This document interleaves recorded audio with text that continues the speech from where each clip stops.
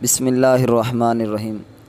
دوستو، آج ایک بہت ہی خاص عمل آپ لوگوں کو بتانے والا ہوں۔ عاشوراء کے دن کا یہ وظیفہ ہے، یہ جو 10 محرم الحرام کا دن آنے والا ہے، تو اس دن کا بہت ہی خاص وظیفہ ہے۔ بہت ساری میری مائیں بہنیں یہ سوال کرتی ہیں، پوچھتی ہیں کہ ہمیں کوئی عاشوراء کے دن کا یعنی 10 محرم کا کوئی خاص وظیفہ بتائیں۔ تو آج آپ لوگوں کے لیے، اپنی ماؤں بہنوں کے لیے، اپنے بھائیوں کے لیے بہت ہی کمال کا وظیفہ لے کر آیا ہوں۔ انشاءاللہ یہ وظیفہ کرنے کی برکت سے ایک تو آپ کی دلی جو جائز تمنائیں ہیں، جو حاجات ہیں نیک، وہ پوری ہوں گی۔ وہ گاڑی ہو، مکان خریدنا چاہتے ہیں، گھر میں لڑائی جھگڑا ہے اس کو ختم کرنا چاہتے ہیں، یا اس کے علاوہ جو ہے وہ کہیں رشتہ کرنا چاہتے ہیں، یا کوئی بھی آپ کی پریشانی ہے،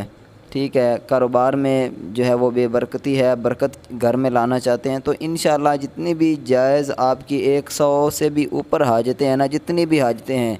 اللہ کے فضل و کرم سے اس وظیفے کی برکت سے وہ حاجتیں پوری ہوں گی، اگر کامل یقین کے ساتھ آپ یہ وظیفہ، یہ عمل پڑھتے ہیں۔ اس کے علاوہ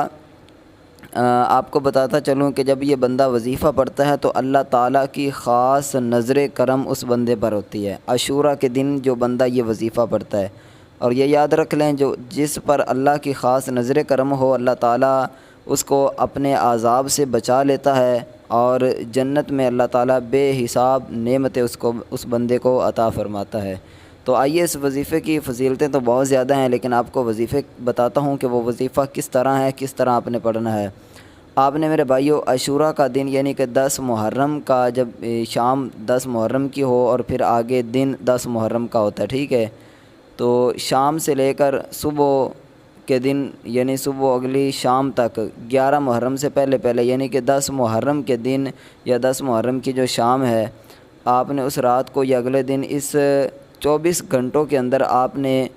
جو ہے وہ سورہ اخلاص کو 100 مرتبہ پڑھنا ہے، ٹھیک ہے۔ 100 مرتبہ جب سورہ اخلاص 10 محرم کے دن کو آپ پڑھ لو گے، اور اس کا ثواب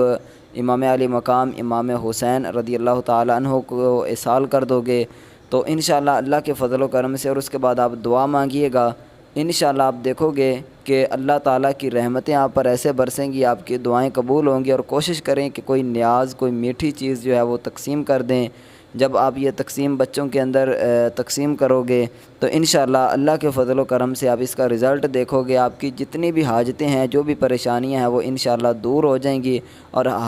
جتنی بھی آپ کی نیک دعائیں ہیں انشاءاللہ وہ قبول ہوں گی۔ تو مجھے امید ہے آپ کو یہ ویڈیو پسند آئی ہوگی۔ اگر پسند آئی ہے تو اس ویڈیو کو لائک بھی کریں، اور بہت سارے دوست اس